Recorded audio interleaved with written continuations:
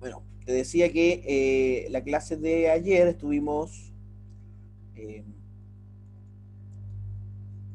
estudiando algunas cosas relativas al límite, la unicidad del límite, vimos así a grandes rasgos que son los límites laterales. Ah, me abrió otro archivo. ¿Qué son los límites laterales? ¿Qué significa que una función tenga límite a pesar de que no esté definida en el dominio de la función? Y ahí radica la importancia de definir el límite a partir de este conjunto de la adherencia, porque puede que una función, que un valor no esté en el conjunto, pero sí en la adherencia del conjunto.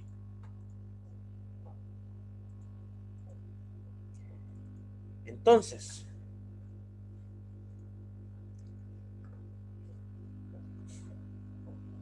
después de esta definición de límite, a partir de sucesiones, porque hay una definición más clásica que es la del delta epsilon. No sé si el semestre pasado la vieron como con esta definición del delta epsilon, para todo epsilon mayor que cero existe un delta, y bla, bla, bla, bla, bla. No me suena. Yo hay pocas cosas que creo que en matemática hay que saber de memoria. De hecho, creo que nada. Yo, por ejemplo, las cosas relativas a trigonometría no me las sé de memoria. Casi todo me recuerdo de cosas con reglas mnemotécnicas o con reglas gráficas. Por ejemplo, a primera vista yo no sé cuál, o no recuerdo inmediatamente, no lo tengo en la memoria así grabado, cuál si el coseno de cero es uno o cero, o si el seno de cero es uno o cero.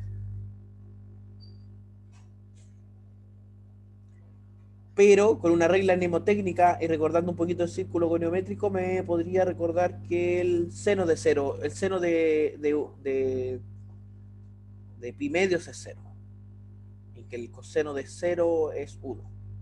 El seno de pi medio es uno. O sea, no tengo esas definiciones grabadas en la cabeza, pero sí creo que hay dos cositas que uno tiene que saber de memoria. Una de esas es la solución de una ecuación cuadrática, que la ecuación cuadrática a cuadrado más a cuadrado más bx más a cuadrado x, a ver, ax cuadrado más bx más c igual cero se soluciona con la fórmula menos b más menos la raíz de b cuadrado menos 4ac sobre 2a. Y la otra es la definición del epsilon del límite, que por ahora no la vamos a ver inmediatamente, pero en el momento en que la veamos sí es importante que la sepamos. Después del teorema del sándwich, que nos ayudaba a calcular límites complejos, y del teorema de la composición, que en el fondo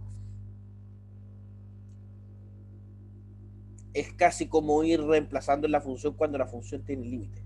O sea, si conozco ciertos límites, puedo utilizar este teorema de la composición. Y ahí tengo algunos límites, hoy día vamos a ver algunos límites importantes. Por ejemplo, los límites de funciones continuas. Esto es extraño que diga continuo aquí si todavía no definimos qué significa que las funciones sean continuas.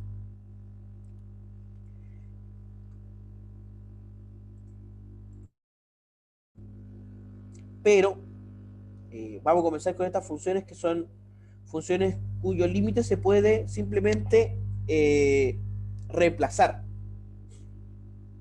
¿Ya?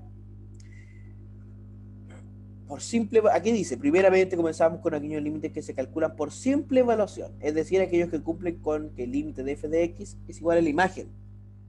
Cuando x tiende a x barra es igual a la imagen de f de x barra. Recordemos que en este caso es necesario que x esté en el dominio y se dice que f es continuo en x. Dentro de esta clase de funciones tenemos, por ejemplo, la función constante, que es simplemente el valor de la constante.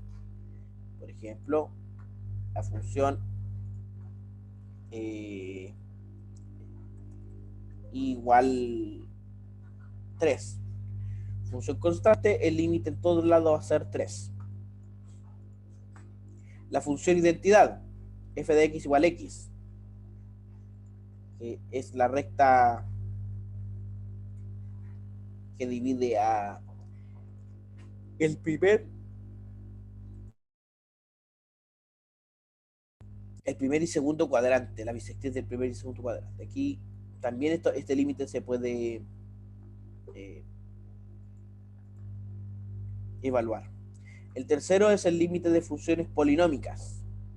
Las funciones polinómicas también son muy útiles. Por ejemplo, no sé, 5x a la sexta menos 3x a la quinta más 2x a la cuarta menos 3x al cuadrado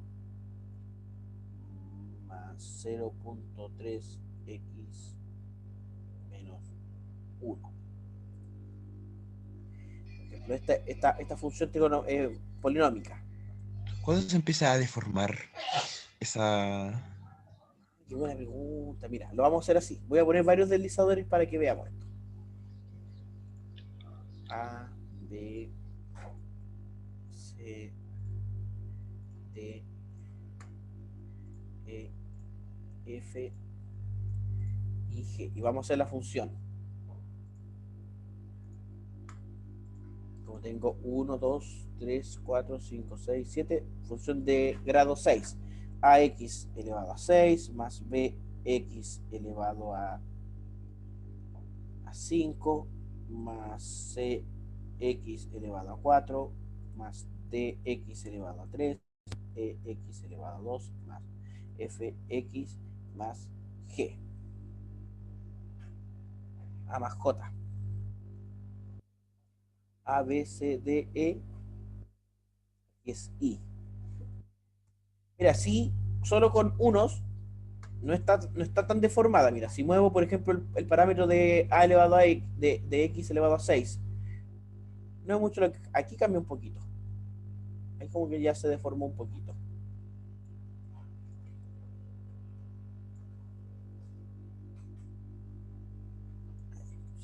Si cambiamos el del X elevado a 5,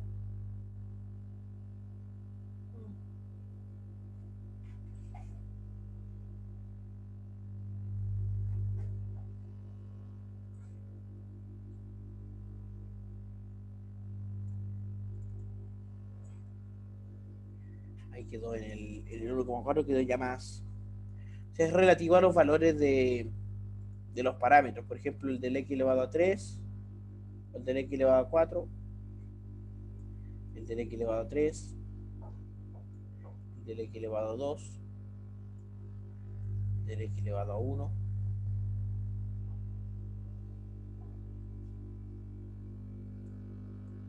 y este que lo mueve hacia arriba o hacia abajo. Ahí quedó bastante extraña, por decirlo de alguna forma, en realidad. Ahí tiene 4 raíces, 1, 2, 3, 4 máximos relativos, 2 mínimos relativos, pero ya mucho de juego con la gráfica. Estas funciones polinómicas se pueden evaluar inmediatamente.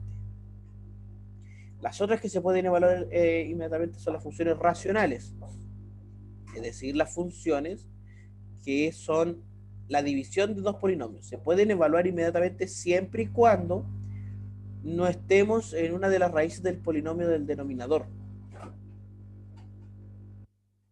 Por ejemplo, si aquí hiciera h dividido p, esa función, sería esta función q. Fíjate que aquí podemos evaluarle cualquier valor. Seguramente por aquí tiene bueno, eso responde al cero, a estos dos ceros. Estos 4 ceros de la función no tendrían imagen, no estarían en el dominio. Pero los demás sí, pues lo podríamos evaluar bastante bien. Por acá viene la otra función. Mira, aquí está la gráfica. Mira esta gráfica, así que extraña. Nos vamos a alejar. Ahí se ve.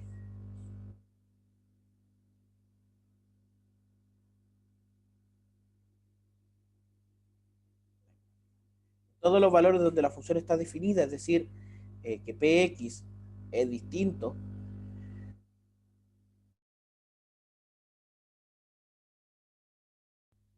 Px es distinto de 0, podríamos evaluar inmediatamente.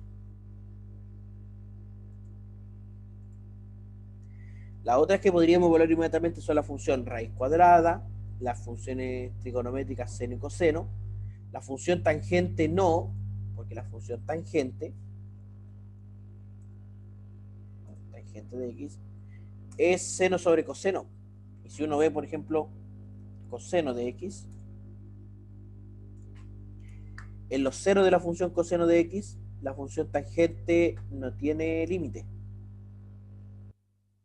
Así que la función tangente no la puedo evaluar en cualquier valor. Bueno, en los valores donde no se hace cero el denominador. Y la función seno y coseno sí. Se pueden evaluar en cualquier valor, lo mismo que la función raíz cuadrada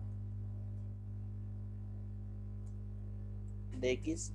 Se puede evaluar en cualquier valor mayor o igual que cero. O sea, son funciones que tienen límite. La función arcoseno, el límite de arcoseno, la función exponencial y la función logarítmica. ¿Ya? No debemos olvidar que varios de los ejemplos anteriores, x bar debe estar en el correspondiente dominio de la función y que no necesariamente todo es todo r. Por ejemplo, para el logaritmo natural necesitamos que x bar sea mayor estricto que cero. Mayor estricto que cero. Algunos límites importantes respecto a los límites trigonoméricos. Entonces, una vez que ya sabemos que estos límites se pueden calcular inmediatamente, estos ya no se pueden calcular inmediatamente, pero sí los vamos a conocer. Por ejemplo, el límite cuando x tiende a 0 de seno de x sobre x es 1. Sabemos que esto, si lo evaluamos, nos va a dar 0 sobre 0. El límite cuando x tiende a 0 de 1 menos coseno x sobre x cuadrado es un medio. También si lo evaluamos,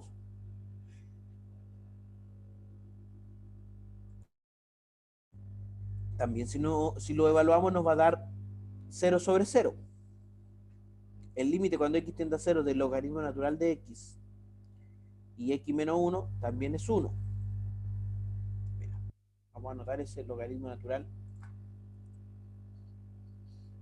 Logaritmo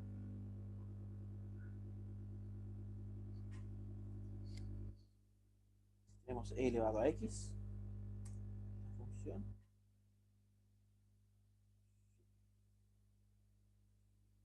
logaritmo, tengo el logaritmo natural, ahí está, logaritmo natural de x, pero vamos a escribir sobre x menos 1. Fíjate que cuando x tiende a 1, a 0, es sobre 1, sobre x menos 1, logaritmo natural de x sobre, pero por sobre x menos 1, no por, ahí sí.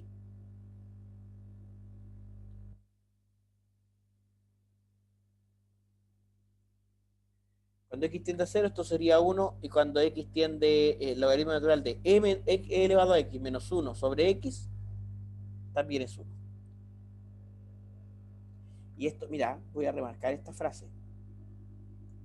Se espera, perdón, se espera que cualquier persona que pase satisfactoriamente un curso de cálculo recuerde siempre los valores de estos límites, ya que sirven de base para muchos cálculos mucho más complejos.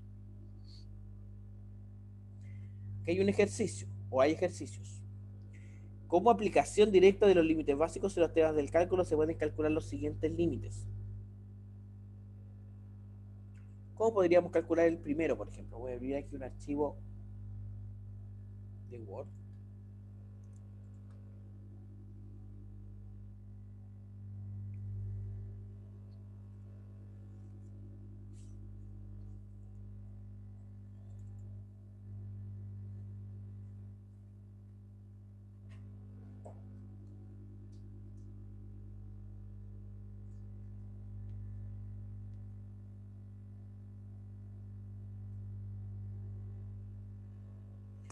límite que dice seno de ax sobre x cuando x tiende a cero. Límite de seno de ax sobre x cuando x tiende a cero. ¿Cómo calculamos ese límite? ¿Qué idea se te ocurre?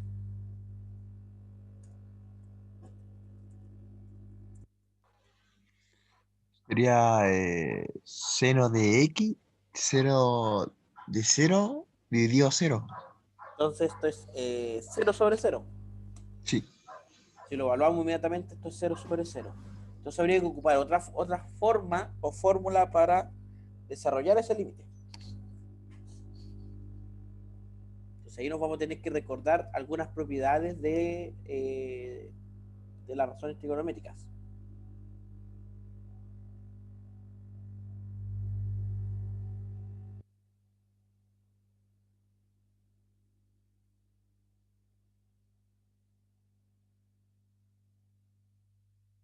¿Cuál es el seno de AX de un producto?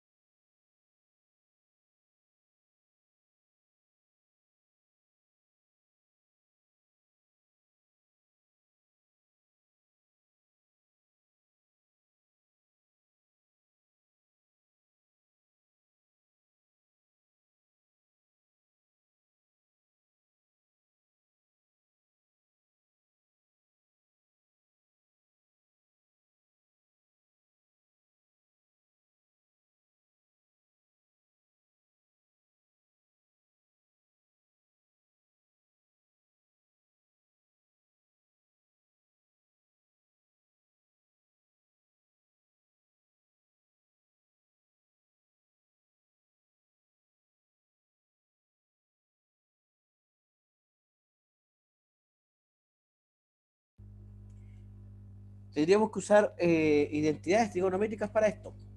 ¿Cuál es el seno de AX?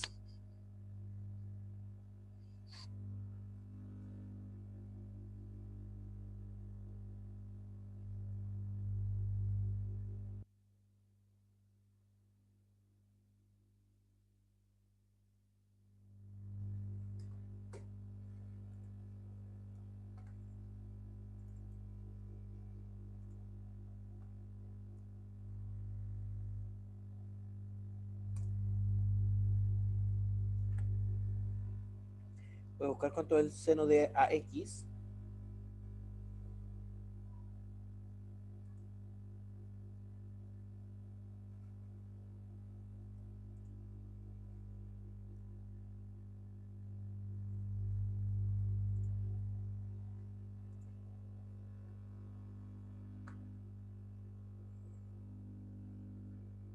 resta, diferencia, identidades útiles.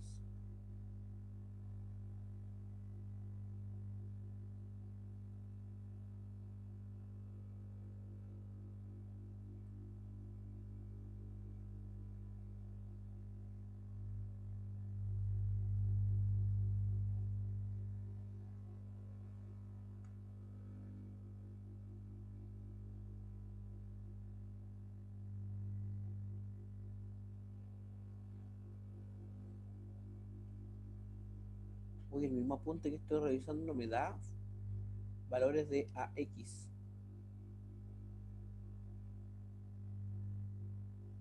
de alfa por X o algo así.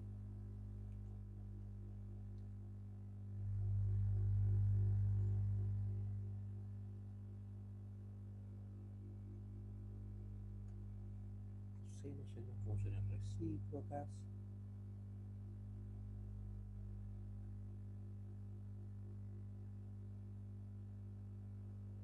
Función tangente, función coseno, función seno.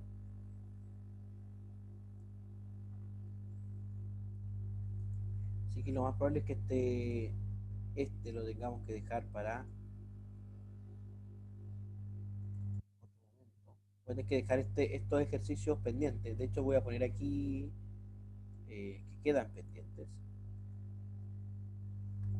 Estos ejercicios quedan pendientes de ser resueltos en la clase. Probablemente sean súper sencillos, pero en este momento tendría que ir y ver eso, ¿ya? No es la idea que esté aquí 15, 20 minutos resolviendo algo.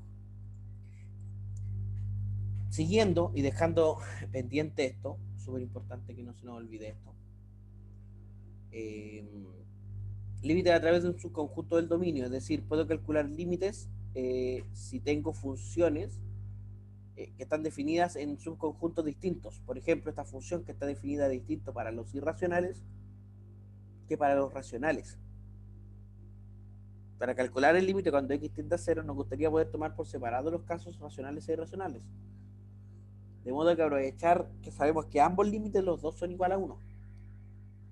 En principio, el hacer esta separación consistiría en tomar sucesiones racionales o irracionales por separado. Sin embargo, la definición nos exige tomar todas las sucesiones que converjan a 0 en el dominio de la función.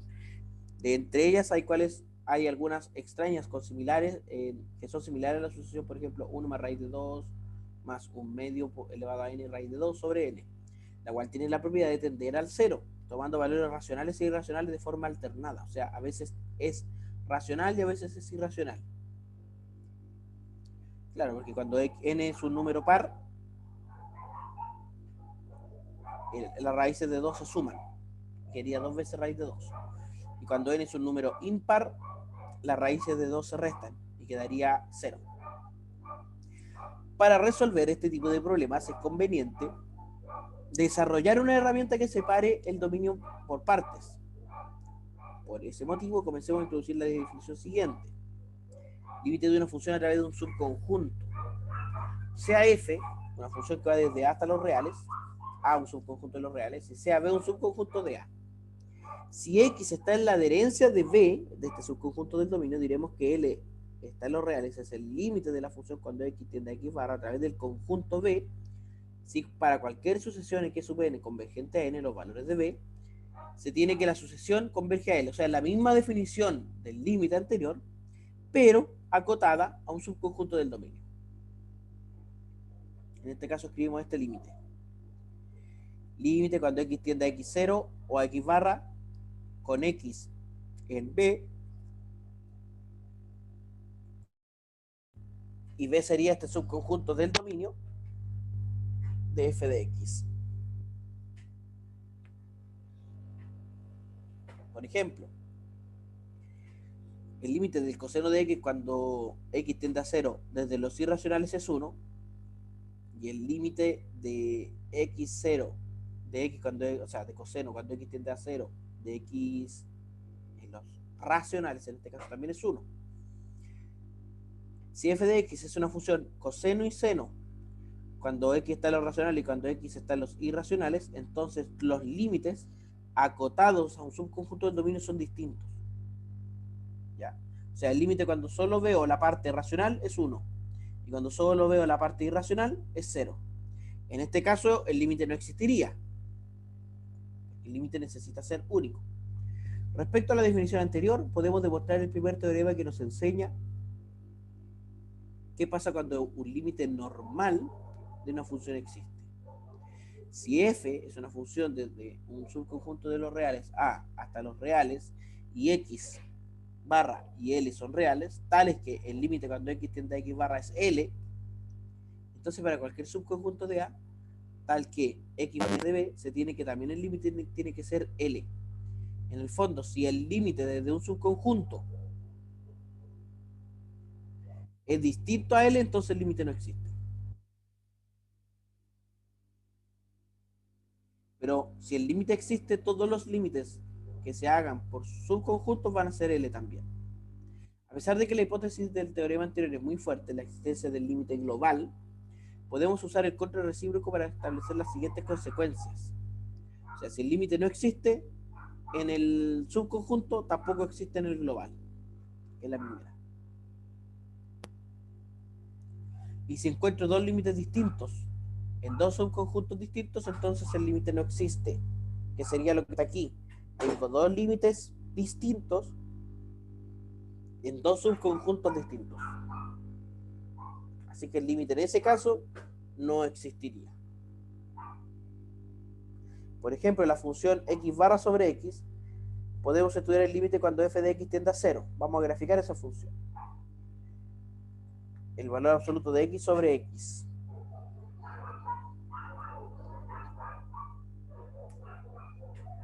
Mira. Cuando x tiende a 0, tiene límite.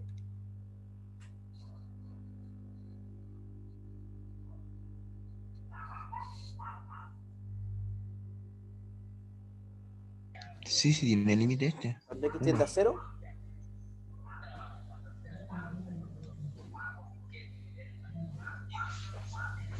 fíjate que los límites laterales son distintos.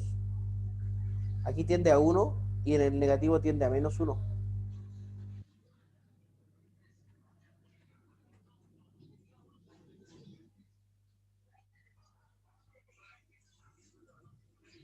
Estudiemos primeramente el caso cuando x es mayor que 0. Cuando x es mayor que 0, evidentemente ese caso, el límite cuando x tiende a 0 positivo es 1, como los límites laterales que habíamos visto en la clase anterior. Ahora, si consideramos el caso de que x sea menor que 0, el límite es menos 1. Como ambos límites son diferentes, se concluye que no existe un límite.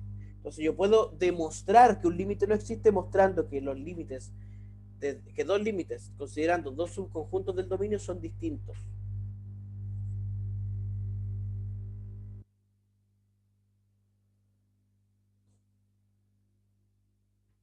A continuación dicen usaremos el teorema que nos permite validar matemáticamente la idea que teníamos. Entonces, ¿Mm? entonces tenemos que hacer las dos fórmulas, hacerlo positivo y negativo, y que nos tenga que dar el mismo límite Exacto. para que sea un límite. Sí. Bien. Entonces, por ejemplo, mira, analiza el siguiente límite. El límite cuando x tiende a 1, por ejemplo, de el valor absoluto de x menos 1 dividido en x. Tómate unos 2 o 3 minutitos para que analices ese límite y me dices si existe, si no existe y por qué. Si existe, cuál es, y si no existe, por qué no existe.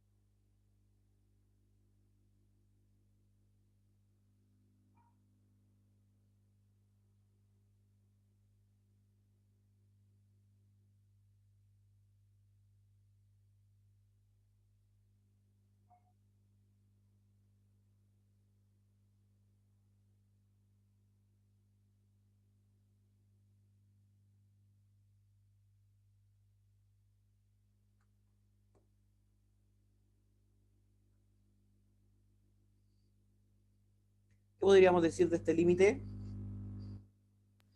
Que no existe. No existe. ¿Por qué? Porque tomé los dos ejemplos de que sea positivo o negativo. En uno me da 0/0 y ¿Ya? en otro me da 2. Cuando X. Entonces, veamos gráficamente qué pasa. X menos 1 sobre X. Efectivamente. Pero mira, Uy, ¿estás tomando el 0 o estás tomando el 1? el 1. El 1. Mira, veamos si existe. Si calculamos el límite, cuando X tiende a 1, pero por la derecha, por la parte negativa, tendríamos, como esto sería, eh, antes del 1, esto sería negativo, tendríamos menos X menos 1 dividido X. Si reemplazamos, tendríamos menos 1 menos 1 menos 1 menos 1 dividido 1.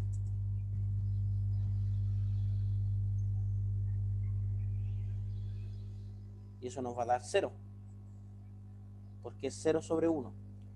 Y si tomamos el límite cuando X tiende a 1 por la izquierda, por la derecha, ahí tendríamos también 1 menos 1 dividido 1. Es decir,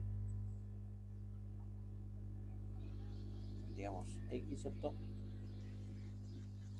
0 también. En ambos casos, el límite es 0. Por tanto, si existe.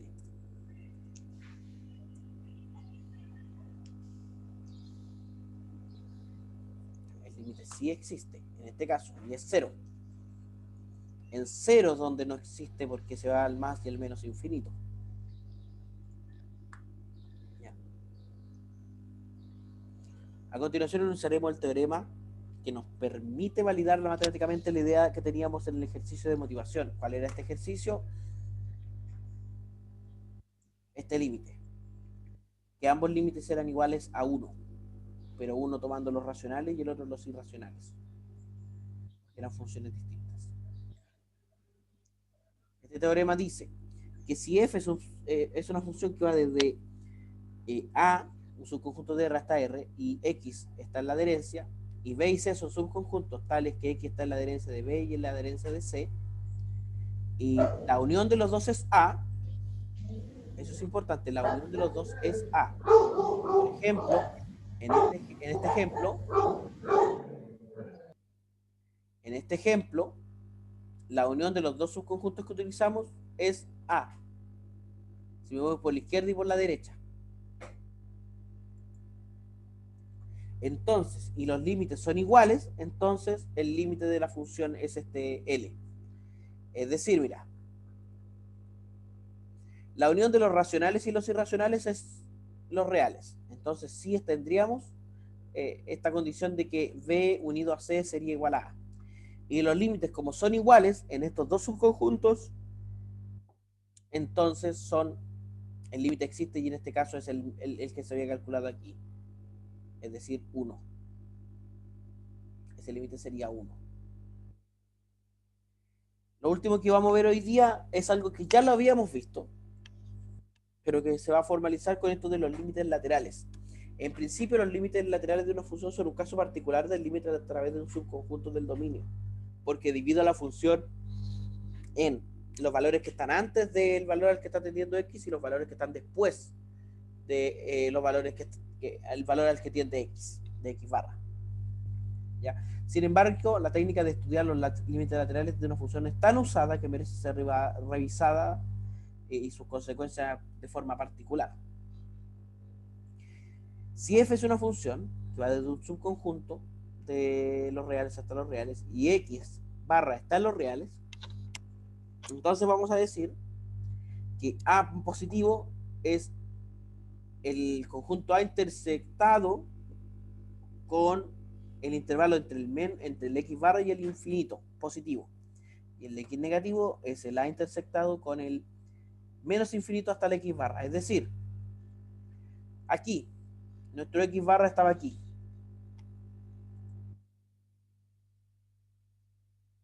¿cierto? Ahí estaba nuestro x barra.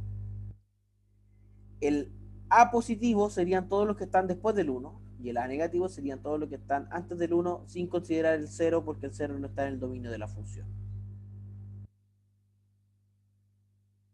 ¿De acuerdo? Eso es, básicamente. Ahora, se llama límite lateral por la derecha a la función, al límite cuando x está en A positivo. Y límite lateral por la izquierda cuando x está en A negativo. El límite lateral por la derecha se denota generalmente con este x barra más, como lo habíamos hecho acá, 1 positivo, y el límite por la izquierda con este x0 o x barra negativo.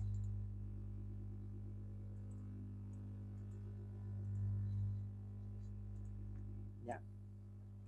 Usando los resultados teóricos de la sección de límites a través de sus conjuntos del dominio de la función, se deduce que si x barra está en la adherencia de ambos y x no está nada, entonces se tiene que el límite existe si los límites laterales son iguales. O sea, si x barra no está en el dominio, pero si en la adherencia, el límite va a existir siempre y cuando los límites laterales existan. En caso de que x pertenezca a la equivalencia siguiente, también, o sea, los límites laterales van a ser iguales y a su vez van a ser iguales al f evaluado. Esta última equivalencia es muy popular y se enuncia informal y frecuentemente diciendo que la función es continua cuando sus límites laterales son iguales a f de x, que es la definición de continuidad que vamos a hacer una vez que definamos, que tengamos listo el estudio de las funciones, del límite de funciones. Lo que viene, y que lo vamos a ver ya el próximo miércoles porque el martes es feriado, es la caracterización del límite sinus de sucesiones, que es la típica definición del epsilon delta, la que te mencionaba. ¿El lunes también es feriado? El lunes, no lo sé. No lo sé. No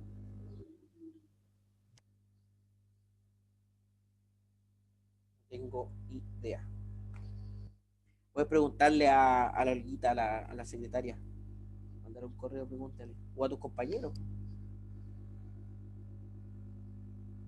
Pues voy a molestarlo para ver si me responden. Ya. Aquí vamos entonces, pues mira, nos falta esta caracterización y aquí vamos a hacer algunas demostraciones y después ya nos metemos a los límites infinitos y hace el infinito. Que eso es algo muy entretenido. Lo bueno de este apunte que después tiene, lo imprimí con los... Ah, no imprimí los ejercicios, tengo que buscar los ejercicios entonces de esto. ¿Ya? Entonces, próxima clase, lo voy a dejar aquí también marcado. Dos cosas. Estos ejercicios que quedaron pendientes, ¿ya? Y comenzamos con esta caracterización de los límites sin el uso de las sucesiones, es decir, la definición clásica del límite del epsilon delta, ¿ya? Clase del, vamos a estar a 7, 8, a 9 del 12, ¿ya? Y así nos vamos acercando a la semana de receso, que es del 14, y después la otra semana es la PEP 2, que la vamos a hacer con la misma modalidad de la PEP 1, ¿ya? O a lo mejor vamos a buscar alguna forma que sea más cómodo de subir y que podáis subir toda tu respuesta en una sola cosa. También puede ser. Es que me estaba medio enredando porque tenía que hacer por cada parte. Sí. Y lo otro que la próxima semana sería bueno tener un taller. ¿Ya? Un taller, no sé, porque tengáis un par de días para hacerlo, eh, para ir teniendo la nota de taller. Porque nosotros no tenemos ayudantía, entonces la nota de taller va a ser importante para ti, para que puedas subir el promedio. ¿Ya? Nuestro desafío, José, es que la próxima prueba sea una buena nota. Así que yo creo que lo que hace falta a lo mejor es que yo te envíe ejercicios. Voy a buscar hoy día ejercicios sobre límites para que puedas calcular y demostrar esos límites. ¿De acuerdo? De acuerdo. Sería todo por hoy. Nos veríamos nosotros ya el miércoles, porque como te dije, el martes es feriado. Cuídate, pórtate bien. No sé si esto está en el aula virtual. Si no está, lo voy a subir para que puedas revisar también este apunte. Un abrazo. Chao, profe. Chao.